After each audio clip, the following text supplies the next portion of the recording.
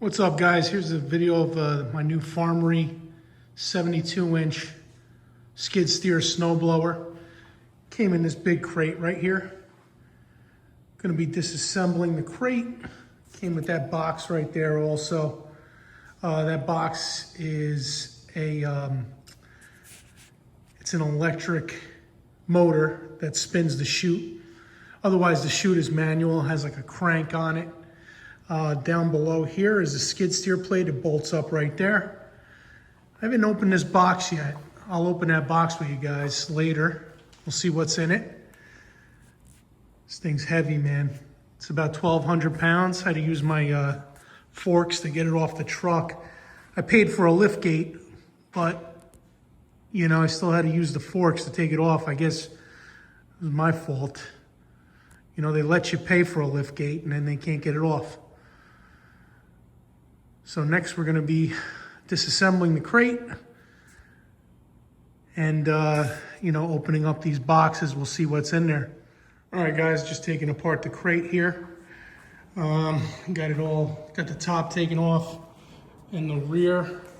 I haven't gone through everything yet, but I'm assuming that right there is the mounting plate, you know, for the skid steer. Open up this box here.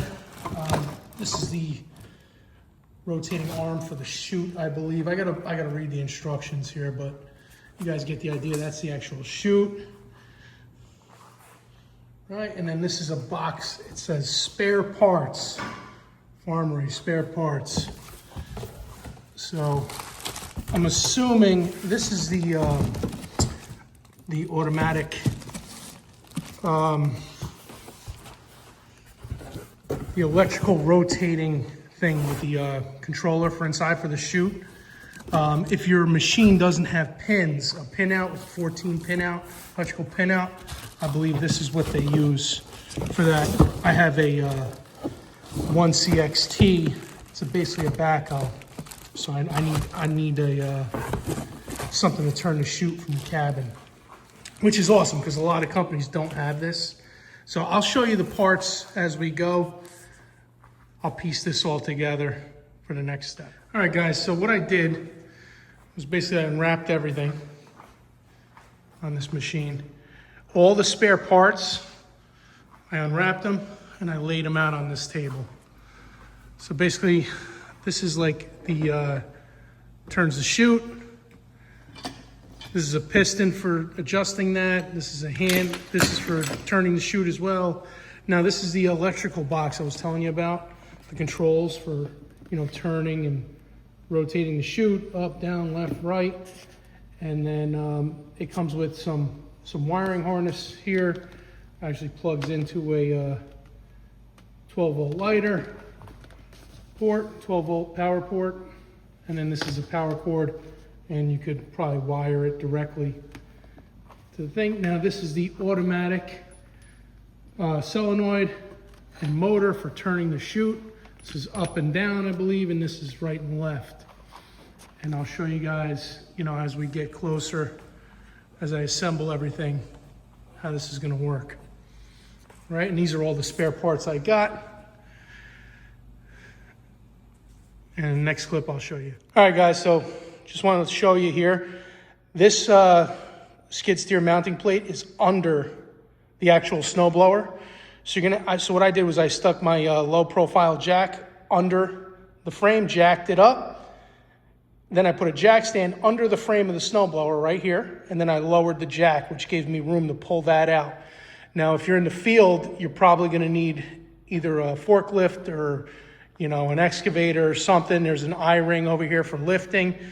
But, you know, just know that, you know, it's not gonna just unpack by hand. You're gonna need some tools and, you know, you're gonna need either like a flat, good surface. You can't be doing this in the mud, just so you know. All right, guys, I got it all hooked up to my machine. It's on here now. It hooks up to the high flow of the machine. This is my one JCB 1CXT loader backhoe. So right here, I got it hooked up to the high flow on the machine.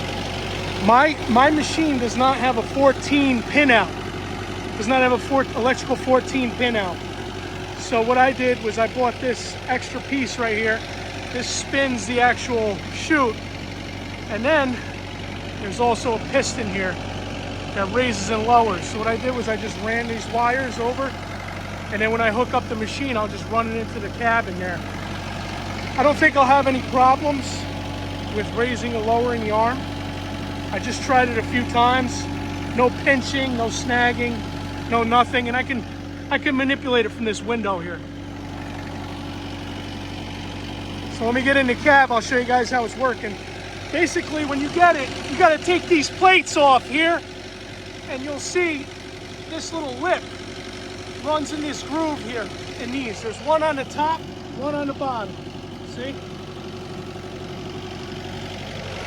And then what you're going to do is you can mount the manual, but if you have so you can mount the manual crank, but if you have the motor, you don't mount the manual crank. You don't have to. You can. I did just in case. See under here? These ride in this groove. Take this plate off. What I did was I installed the ends first, and then I kind of scissored them together to bring it up. And I put a little grease on this wheel here. See, there's another one on this side. All right, let me get in the cab. I'll show you how it works.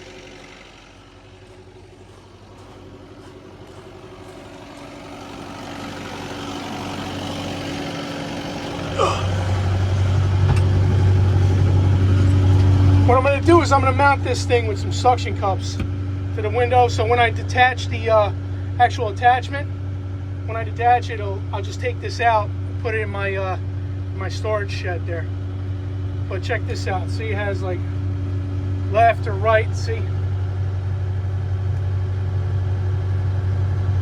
So if you don't have a pin out, let's say you have a tractor, this is basically like a backhoe with a skid steer mount on it.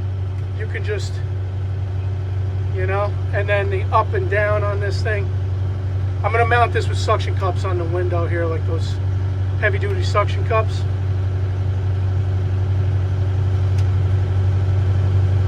And then you could just have it in your lap, you know, when you're operating. So instead of operating the stick on this side, you're just operating this, you know, whatever you want to do. So let's say, see, I turned it all the way around. You know, there's no interference with that wire there.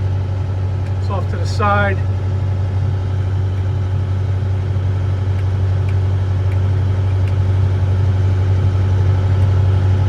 See?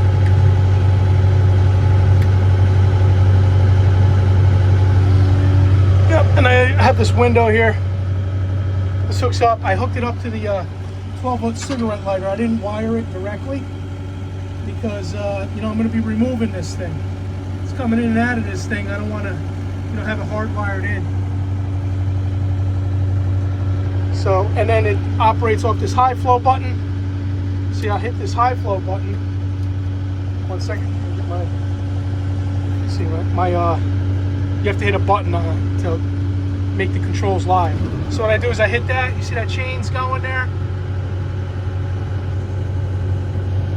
That chain, watch, I'm going to stop it. See, there it goes. So now this thing is live.